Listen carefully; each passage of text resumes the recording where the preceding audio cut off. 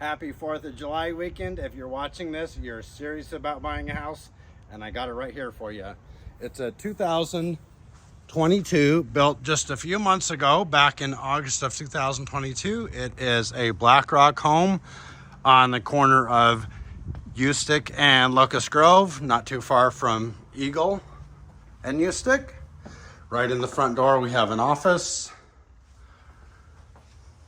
And then open floor plan, it is a 2-bedroom, 2-bath. Let's take a quick look in the garage here.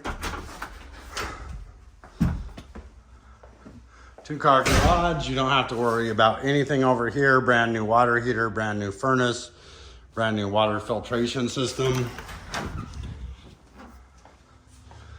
It's got the darker kitchen in here if you like that.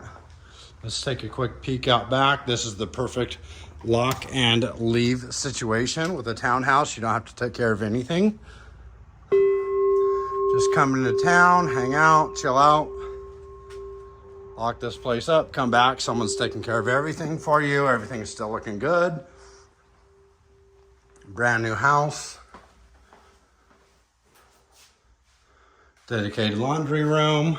And then you've got your guest bathroom number 1.